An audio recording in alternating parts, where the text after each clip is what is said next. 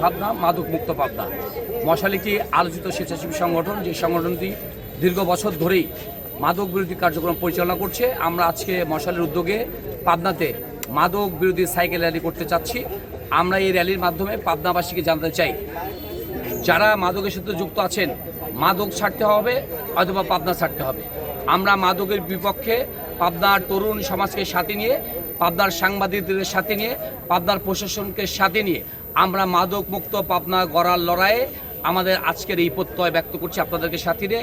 ইনশাল্লাহ পাবনার সচেতন সমাজ, পাবনার সাংবাদিক সমাজ, পাবনার প্রশাসন সমাজ সকলকে একসাথে নিয়ে মাদক মুক্ত পাবনা করবো ইনশাল্লাহ। জানেন মাদকের ব্যাপক ভয়াবহতা, যে কারণে যুব সমাজ নষ্ট হচ্ছে, তরুণ এবং ছাত্র সমাজ ধ্বংসের একদম দ্বার প্রান্তে। এই জন্য যদি আমরা অতি সত্বর এখনই মাদককে একদম ফুল স্টপ, মাদক নিয়ন্ত্রণ নয়, মাদককে নির্মূল করতে হবে।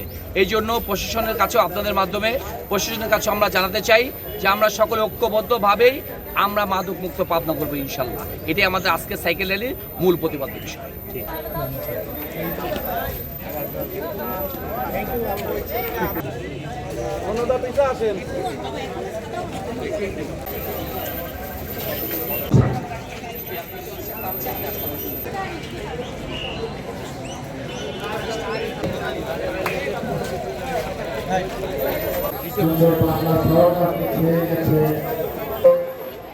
যুব সমাজ মাদকের কালো গাছে যুব সমাজকে সবার কোথাও আসতে হবে।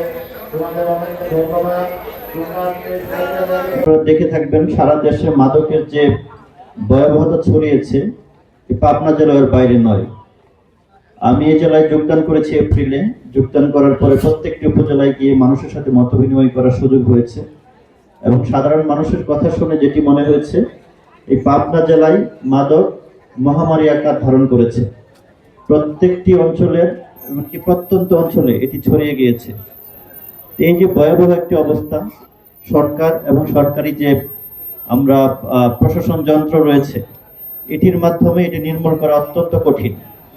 আপনারা দেখে থাকবেন প্রতিনিয়ত এটি জ্যামিতিক হারে বাড়ছে, যেখানে আমরা আইন প্রয়োগ করে এটি কমানোর ক্ষেত্রে খুব সামান্য ভূমিকা রাখতে পারছি। এই যে যখন অবস্থা, তখন সকল শ্রেণী পেশার মানুষকে যদি এটি নির্মূল বা নিয়ন্ত্রণে এগিয়ে না আসা হয়, তাহলে কিন্তু এটি ভবিষ্যতে আরো মহামারী আকার ধারণ করবে। আজকে এই পাবনার মশাল ফাউন্ডেশন তারা যেরকম এগিয়ে এসেছে, তাদেরকে আমরা সাধুবাদ জানাই, ধন্যবাদ জানাই, কৃতজ্ঞতা জানাই। এই পাবনায় এরকম বহুবিধ সংগঠন রয়েছে, ব্যক্তিবর্গ রয়েছে, যারা এক্ষেত্রে এগিয়ে আসতে পারে। তবেই আমরা এই মাদককে নিয়ন্ত্রণ করতে পারবো, নির্মূল করতে পারবো।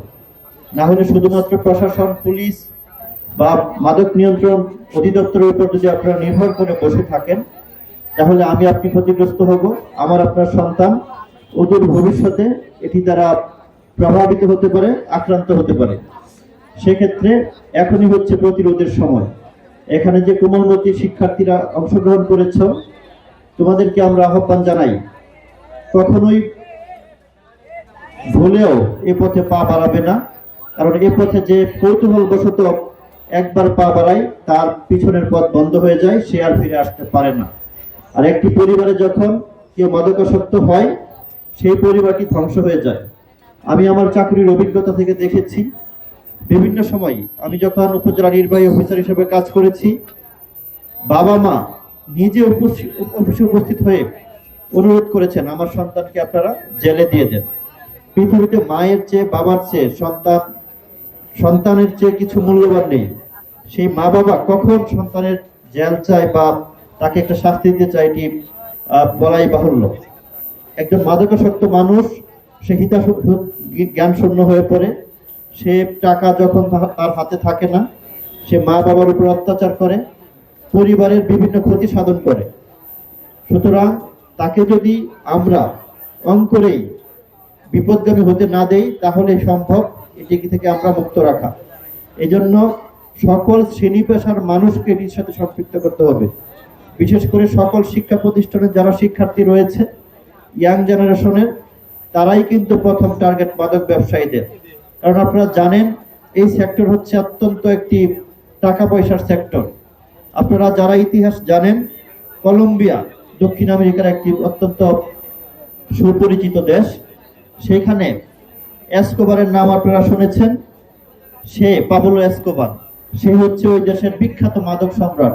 তার সরকারের বাহিনীর পাশাপাশি প্যারালাল সে একটি বাহিনী গঠন করে এবং সরকারের বাহিনীর সাথে বিভিন্ন সময় যুদ্ধে জয়ী হয়ে সেই অঞ্চলে মাদক কারবার এবং কোকেনের যে ব্যবসা ছড়িয়ে দিয়েছিল। তো আমাদের দেশের যে অবস্থা, আমরা বিভিন্ন মাদক সম্রাটের নাম ইতিমধ্যে শুনেছি, জেনেছি, তারাও কিন্তু সেই পথে যাচ্ছে। এটিকে আমাদের সকল শ্রেণী পেশার মানুষ সম্পৃক্ত হয়ে শুধু প্রতিরোধ না, এদের বিরুদ্ধে সরাসরি যুদ্ধ ঘোষণা করতে হবে, অন্যথায় আমরা প্রত্যেকেই এটি দ্বারা আক্রান্ত হব। আজকের যে অনুষ্ঠান, তারা 100 দিনের কর্মসূচি ঘোষণা করেছে বলে আমরা জানতে পেরেছি। তাদেরকে আমরা সাধুবাদ জানাই এবং পাশাপাশি এই ধরনের সংগঠন যারা রয়েছেন অথবা এই সমাজের নেতৃস্থানীয় বা প্রভাবশালী রয়েছেন, আসুন আমরা সকলে মিলে একটি সামাজিক আন্দোলন গড়ে তুলি, মাদকের বিরুদ্ধে একটি যুদ্ধ ঘোষণা করি।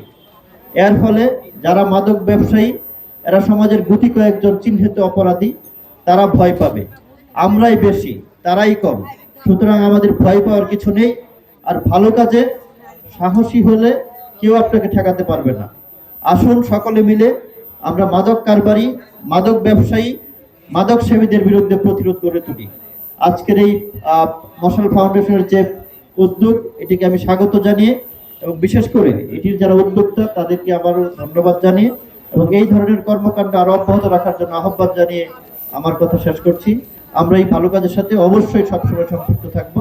সকলেই ভালো থাকুন। আসসালামু আলাইকুম।